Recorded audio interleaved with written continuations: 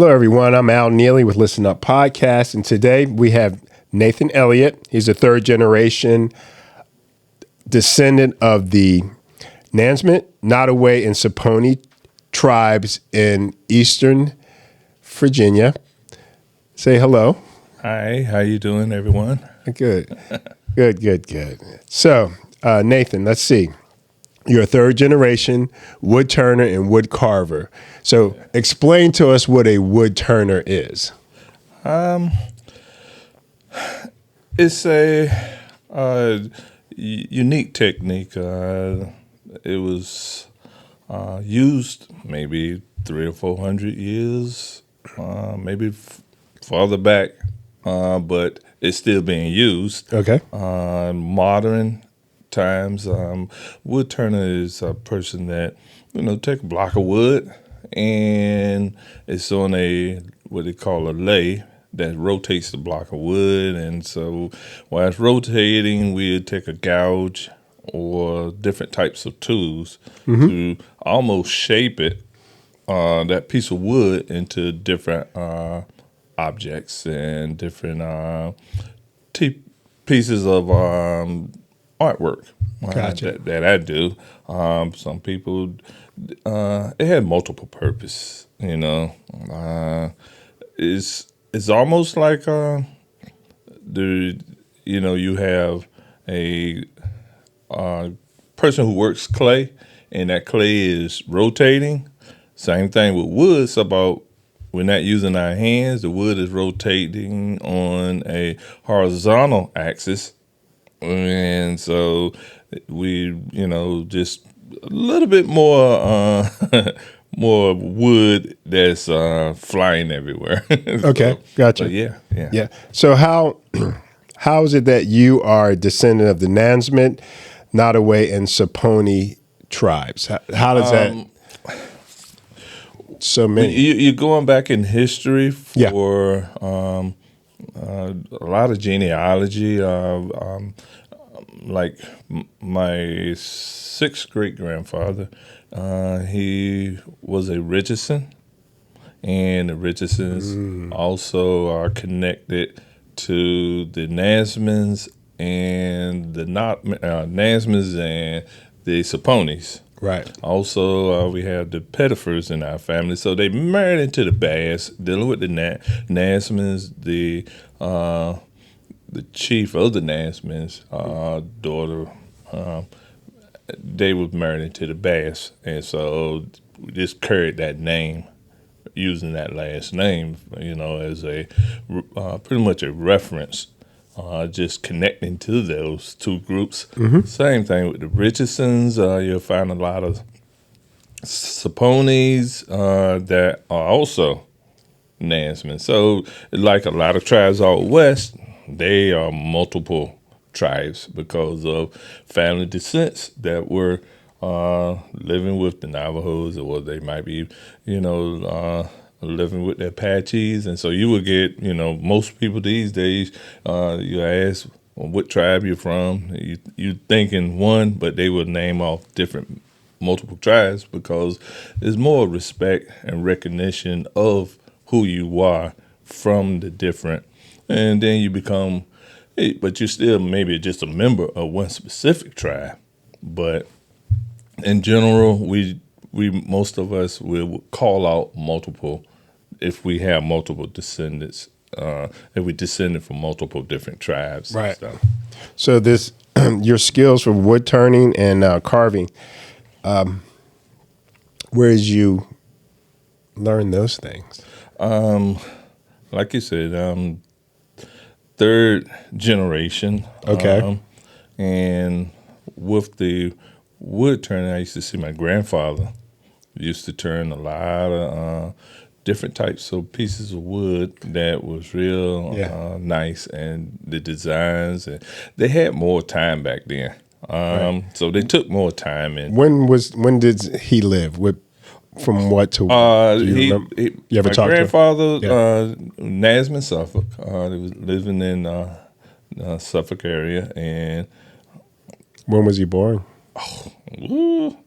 what was it? 19 I think it was 16, something like that. Right. And, and now I'm not really quoted because I didn't really have it off my head, but Right. Yeah. but dealing Roundabout, yes. around in that time, century. But then my father was also doing woodwork, and I have some of my grandfather's tools, and got a lot of his wood bowls that he had Really? made. So his tools when he started pretty young. I would say it's hard to tell.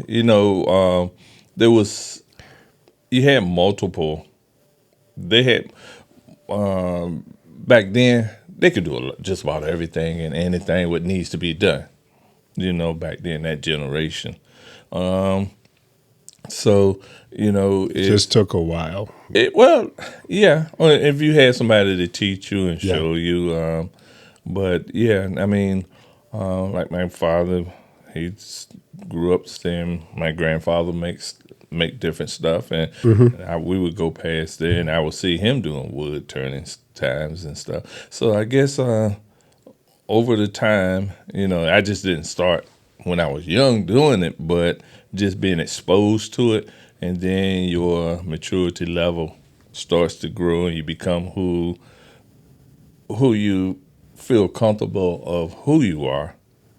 You start to see things that you like to do. Yeah. And then you start to recognize, oh, I see my grandfather or my grandmother used to do this, or father used to do that, mother used to do that, and so you become different parts of those multiple generations. Oh, I see. Gotcha. Now I met you at a dedication in Virginia Beach, and at that time you had created was it a vase or pot? It's a vase. It's a bowl. A bowl. Okay. A big bowl. Most bowls that we create is usually something that can be used. It's no different from a plate that we use today in modern times. There was just something that you make and you decorate, and the plates that you see these days, whoever made that plate might put different designs that they might have thought of or what they grew up in seeing. Same thing with the wood bowls. And saying pretty much, what I grew up in seeing, a lot of the nature scenes, or just being have a closer understanding of the nature and wood and respecting it. Gotcha. You've been doing this for a while. Do you have any, or do you have many pieces of artwork that are around the country or in different places? I had pieces that was a lot of art museums would contact me, and they would ask, would you be willing to display your artwork, and so they would ask what certain things that they've seen or certain things that I have, could I send them pictures of it, and I said, well, pick what you like, and I will send it to you. And I have some pieces that went to I think North Dakota at a museum. Also dealing with other art pieces that I've made. The Yorktown Museum for dealing with the 250th anniversary of the independence. I had two pieces that was put in there. Also, I have some wood flutes. Okay. That's in Jamestown, permanent display in their museum. Okay. And so also get a lot of museums and gift stores that would ask, could they purchase some of my items and put in their gift stores and stuff. So yeah, been busy. Oh, okay. So you play the flute, right? Yes. Okay. And a water drum? Yes. Okay. What is a water drum? It's they have different cultures, different tribes have different style water drums. This is more like an Iroquois style drum, a little small hand drum. Is not like used for social dance. One person plays it. It's not like. Why is it called a water drum? Does it Well, contain water? what happens is that sometimes they got a little plug in it, and the hide or the deer skin is it dries that you put on top that you beat on, and so they what we do is just put a little bit of water in it and just flip it over just to soften the head so that the head can be maneuverable so that we can tighten it up, and then it tightens up, and then you can adjust the sound and stuff too. So there's different purposes with that water drum. Some can change the sounds and stuff because of, you're taking up the volume. Right. Some of them are used to, like I said, just to soften the material of the hide that we use. Yeah. So I remember having a conversation with a chief one time, and we were just talking about him hunting and how he had been raised to use every part of whatever he killed. And I thought that was interesting. Are you a hunter? My father, he's the real hunter. I used to do some squirrel hunting. Okay. But you're not making water drums out of squirrel hide. No. Okay. But I do have friends that hunts. My father used to hunt. Okay. I still got some of the hides that he had. Okay. We would do a lot of tanning, dealing with the hides and stuff. Right. And what they call brain tanning. What it is that the deer, the fluids in the deer brain, you put it on the hide because of the acidic pH balance will curl the when you get the skin so that you wouldn't lose the hair, because the hair fall off if the hair follicles won't curl in and lock itself in. So right. They got the acid in the fluid. You wipe it up there, and that's from the brain? Yes. Is the only place that you can find it? No, it's man-made stuff. That's all it is, a chemical pH balance that just does a chemical reaction to the hair follicles. Right. And it curls it up into the skin so that it can lock the hair out so that the hair won't fall out. And, but you call it that because of the, that's the way they used to do it a long time ago. You can buy solutions now instead of doing it the old way.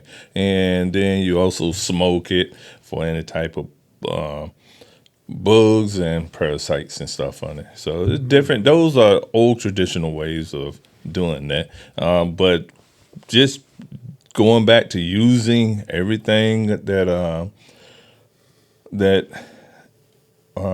if not just killing animal, using everything, but also dealing with nature and wood. There was a tree that was the limb had broke off because of that last windstorm that we had, and I saw somebody had already cut up the big limb and stacked all the logs out there. So I stopped past and asked the gentleman that lived there, it was a cedar tree. So I like working with cedar wood.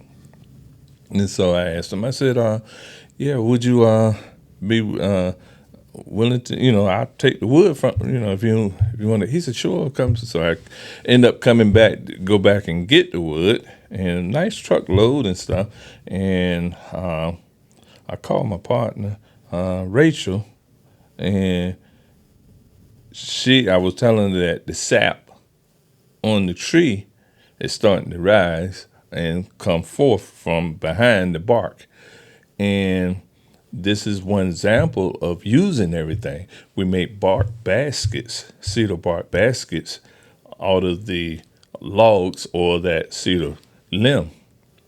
What it is that when the sap is starting to come forth, it's make it easier to peel. I have pictures of her doing it and stuff, and I don't know if this is a good time to show you, but just seeing how people never seen people just. You can send them to me. Okay. And it just peel the bark from a log and watch it. I mean, it's almost like peeling your skin. And you can make different types of baskets and other items. So you're doing this once the sap starts to rise. The sap was coming out of it early. Okay. And so, Rachel came over and she started to peel the bark so that we can make some bark baskets. And then what's left over is like somebody looked like somebody took all the clothes off the tree.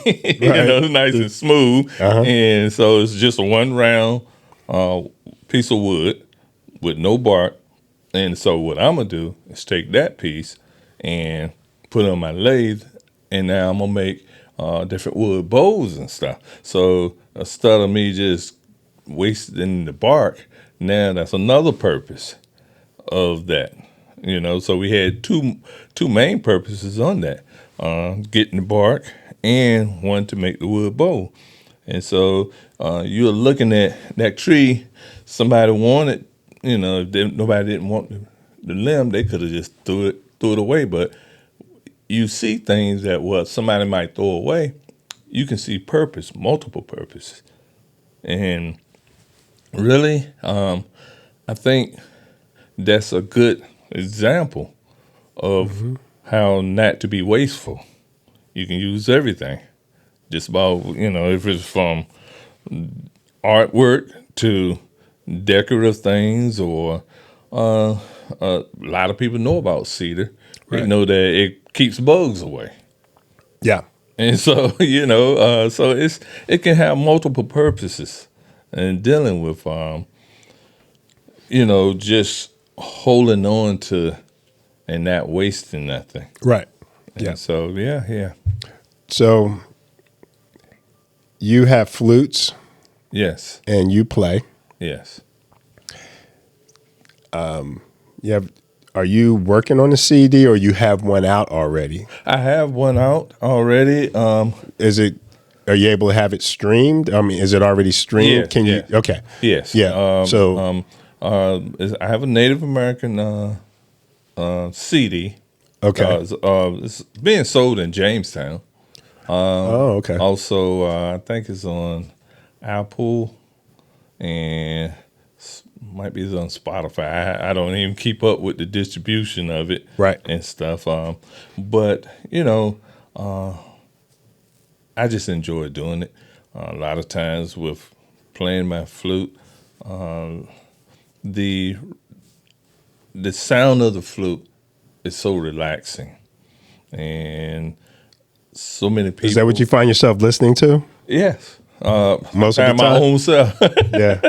I mean, it can put you to sleep. I like to record nature, and when I record nature, and put that in the background of the flute, it puts a person.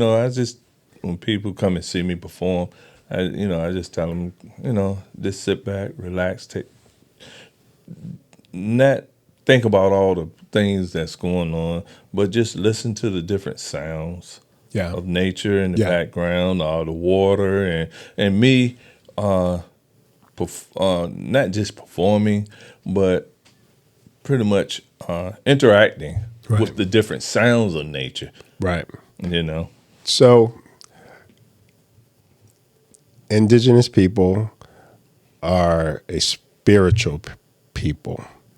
And so, obviously, playing the flute, working with the wood, everything that comes from nature, I guess that brings you into a place where you're spiritual and you have respect for nature and things like that.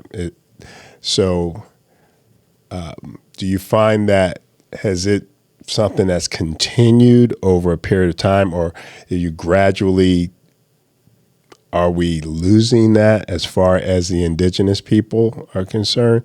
Or I don't think you'll never lose that because that's a foundation. It's almost okay, like and why would you? Why? I want to go a little bit further and say I know why you're doing it because of the nature and everything like that. But what is the belief behind that spiritual?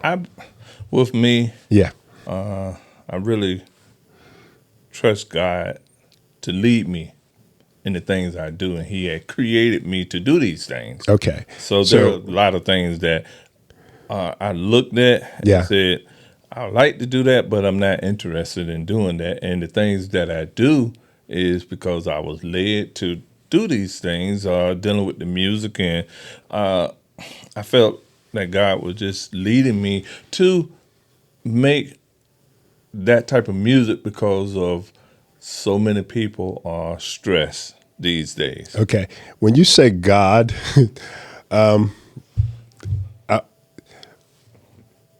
talk about your grandparents. Did they believe in the Christian God, or they believed in a spiritual being? So let's talk about that. And is that who you actually believe? See, what do you believe in? See, this is where we have a problem with understanding who God is. Yes. Individual. Okay. First of all, you can be taught who God is and never have a experience of knowing who God is in your life. Okay. And so, yes. From an indigenous person. Who's God? But not just indigenous, Okay. because of even the way the system that was brought forth to America and to other countries, that is a system. There's a lot of things that's in the church that wasn't really in the Bible. Sometimes you're talking about the Christian faith that was brought from people from Europe yes. into the you just can't single out just the Christian faith. Even multiple different faiths can be used to control the people. Yeah. Okay, gotcha. So you see what I'm saying? Yeah. Mm-hmm. And so I look at it as a understanding that, yes, I grew up in the Christian understanding and all the positive things. And it's some negative things that you can focus in on. And if you focus in on that, that'll run you away from the Christian mindset or the Christian church. Because because you're putting all your faith and energy into believing that if this man represents God, he's perfect. Right. Yeah. And so, with Native Americans, the culture, it's how much of what I'm trying to figure out is how much of that Native American, because as a Native American, they nothing about Europeans, nothing about Christianity, any of those things, and they didn't believe and they didn't have faith in that. So how much have you seen it change, or what do you think? Well, it's how's it affected you? It evolves. Yeah. We understand there is a creator, and most cultures believe that there is a creator. Right. A lot of I can't speak for all indigenous people. No. And each indigenous group and culture has their own, when they say deity or different gods or one god, and so it's multiple, and so I cannot comment on those. Yeah, but let's talk about how you were raised. Just the understanding that the faith of knowing that there is one God, that a creator who wants us to respect his creation. Right. And that's why he's a creator. And it's hard to give a creator a specific name, because then you limit him to that one name, and you cannot limit him. Right. You see what I'm saying? So we just call him the creator. And so trying to do my part. Yeah. And acknowledging him, but being used by him to be a blessing to whoever comes around me. Even talking to y'all, I believe that, it was already ordained for us to talk like this. Right. It was already ordained for me it was in my heart to create music that was peaceful, that was relaxing, that would take away a lot of stress. So, like with my flutes music, that's what I want to do.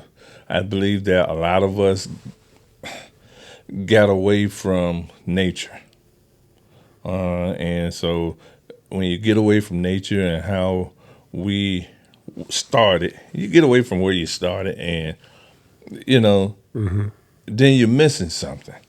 And so if we would keep nature in some part of our life, going outside, recognizing, acknowledging it, touching it, listening to it, from the birds to the different animals out in the woods, the wind, you can be taught a lot. Yeah. All right. Let me get off the music and the flute thing. You performed at the Kennedy Center? Yes. Oh, okay. How did that come about? And tell us what the experience was like. It came about one day, the chief of the Nansemond, Keith Anderson, he had asked me, was I interested, because he knew a lady who was a member of the Pamunkey tribe that was putting together a Native American program at the Kennedy Center. Okay. And he told her, he said, yeah, he said, yeah, I told her you like one of the best flute players in the East Coast. I was like, okay. Yeah, no pressure. No pressure now. Right. And so I'm like, yes, I perform at different places, but, you go from so many people who've been performing professionally, never performed at the Kennedy Center. Right. And I never performed professionally. I get to go perform at the Kennedy Center. That's awesome. And so, but that goes back to, things that being ordained that but it's not you who did it. Right. It's not me who did it. So I just got to give things the recognition to God, just letting him lead your path. And so, so I called and went there and performed. It was a wonderful time. I mean, it was the unity of the different tribes. Also, just the... And where were the tribes from? Well, you had local tribes. Yeah. And then you also had, I believe, some of them from the Six Nations, the Iroquois tribes up north. Some from down south, North Carolina, and I believe a couple of them was from out west. Okay. And so it was just the intention of acknowledging the Native American people, and to do that in a place that so many people who was on a certain level of professionalism or certain level of being famous, it makes a difference. It makes a difference. That's awesome. You make jewelry as well. Huh? You make jewelry Yes, as well. yes. Did you make that? What you have on there? Oh yeah. This is So wampum or this is like the quahog third plant. time I've seen you, and you haven't brought me any. So Oh well, you know what I got in the car right now? what's that? I have some deer antler rings that I'm making. Oh, okay. All right. So okay, I have to take a look at them when we're done here. Okay. Okay. So jewelry. Yeah. What is that? This is wampum or what is quahog clamshells. Oh, okay. And so Is it the inside of the clamshell? it's the inside, the Okay. purple part, and It's very pretty. Native Americans, it's almost like when the Europeans first came, it's almost like a trading currency. I can see that. And so the Europeans started seeing how we recognize that as value, so they would try to collect all these shells and trade for furs and stuff with wampum. And then you go to a lot of metal or glass beads. So a lot of trading back and forth. A lot of who says what is value and what ain't. It's all the individual, Right. One of the things I noticed is turquoise. I was out west, Arizona. A lot of jewelry was made there from the indigenous people. Yeah. So you usually find things that are indigenous to that area. Yeah. So you find jewelry made from things that are indigenous to that area. I don't think we have any around here. Right? No. So it's mostly pearls and Pearls are the wampum. Yeah. You will find mostly. Okay. Would be a main, like turquoise for out west. The wampum would be ours for the east coast or the eastern woodland Indian tribes. Yeah, that's awesome. Yeah. The you make silver and gold too, right? I make Smithing? silversmithing. I can do both, but gold prices are so high. I stick to silver. Okay. People do ask about gold, but What's entailed in silversmithing?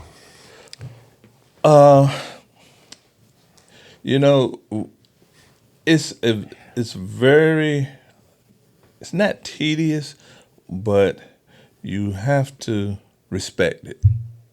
Have some knowledge of it, whereas knowing what to do, dealing with the purity of the silver, Okay. knowing what to do, dealing with how to use the torch, soldering. It's so many different. It's like your whatever vision that you have, and I got a couple of pieces that I was working on today. I was putting some wampum in it, and putting some wampum and some opal, Australian opal, into a. I felt because of I like traditional stuff, so I do use the wampum shell. Yeah. But also, you have to know that people got different tastes.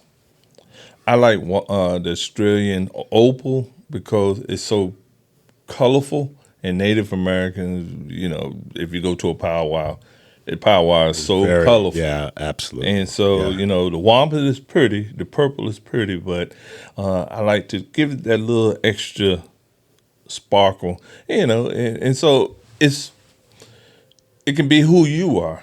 Mm-hmm. Most regalia at a powwow is not the same. I don't think you can find two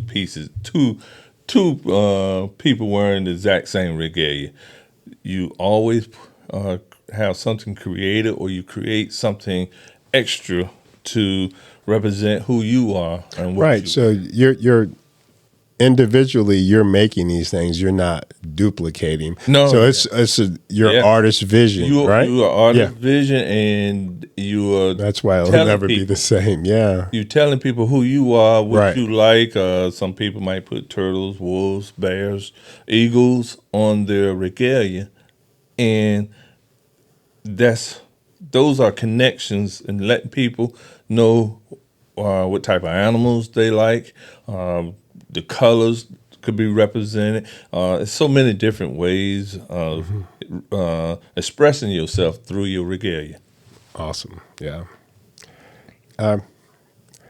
Talk about the indigenous people around here, the tribes, and something that's unique with the indigenous tribes in this area that people may not know. Oh, it's so much. Because there's a history of people that has not been told directly from this area. And you think about it, the United States pretty much was this area beginning. But When they got started, when right? they got started, Right. They came from Europe, yeah, and it was up and down the East Coast. up and down the East Coast, Right. even though they, you know, different Europeans landed at different locations, Right. but Right. those locations did not last long. But in this area, they pretty much look at it as the beginning, because there was no break. It was you here, and they grew from here. Okay. But the people that was here did not. Most Native American tribes pretty much if they felt like you wasn't someone that would harm them, and they wanted to express gratitude or to acknowledge who you are, and to just to welcome you. They did that, but a lot of they got taken advantage of. Right. And so A lot of tribes fought each other, right? a lot of tribes fought each other. And that was for territory. Well, or what was it mainly for? Multiple reasons. Politics.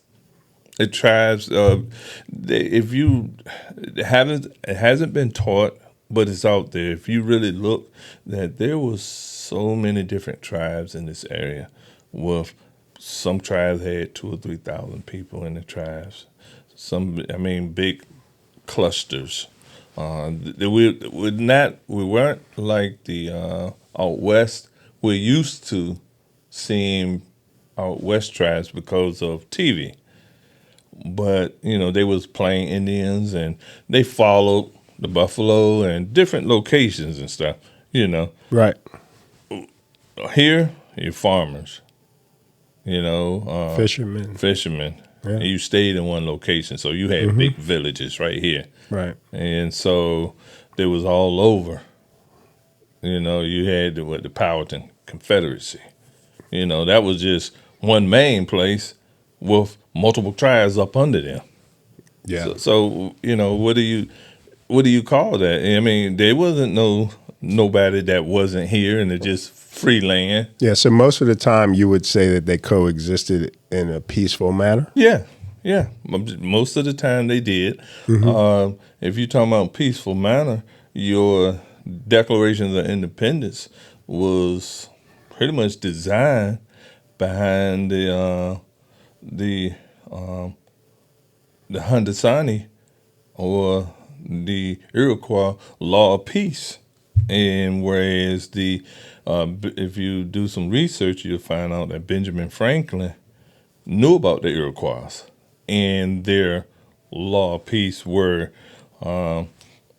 they were multiple tribes, Iroquois tribes, that were fighting against each other.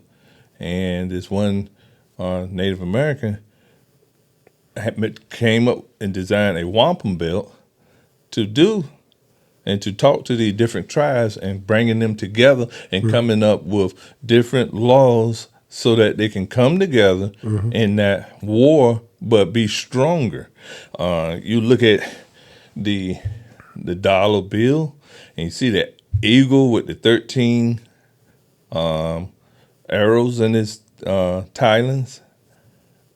They got that from the Iroquois design. Oh, really? Yeah, the Iroquois also had the same mindset of one with but so strong, but all of us together, we are stronger. Yeah. And so that's the same thing with the 13 arrows and stuff. That's awesome.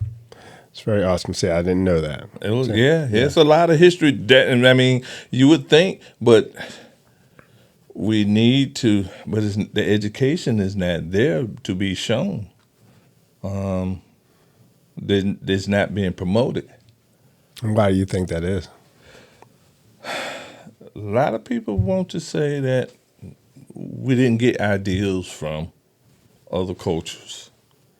We didn't come to, it's so much. Even a lot of words we use are dealing with names of animals and stuff are Algonquin words. You know, raccoon is Algonquin word, you know. And so a lot of the local areas are Native American words. Right. And so most young people, they just think it's a name. But if you start telling them that, oh, no, that's Native American word. That's Native. Then they have a different perspective of it. Right. So you think that's intentionally done so that you wouldn't give. You got to give credit to where credit's due, Right. But if you don't tell nobody about it, what's the saying that even though I doubt it, can't say that they won the war, but they always say whoever won the war writes the story. Gotcha. I understand. All right. So we're going to leave off right there. How can we find you or find your works? Let me see. One way is Jamestown Island, and that's the federal. Jamestown Settlement is the state. Those are two museums. Manassas. I believe I still got some at the Virginia Fine Arts Museum. Wow. It's so many other locations and stuff. Okay. Because I work full time, I try not to do a website, but I still, how would I say, try to interact. Sometimes I like to talk to people out there, and the Portsmouth Farmers Market.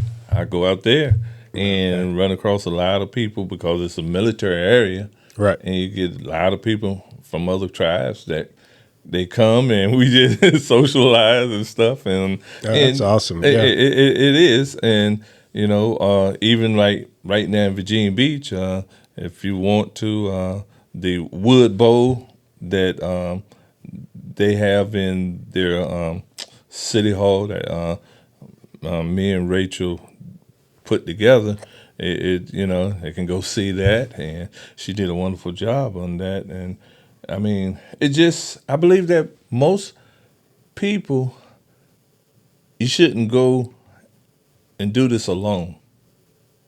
What do you mean? Well, I found myself doing it for a while by myself, but it gets you. You don't want to sing every choir part. Gotcha. It all sounds the same. Right.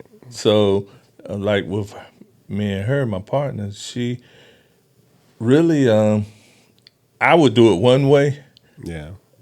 and But her mind and artistic. her mind and artistic, and so it Yeah. comes together, and it makes it harmonize nicer.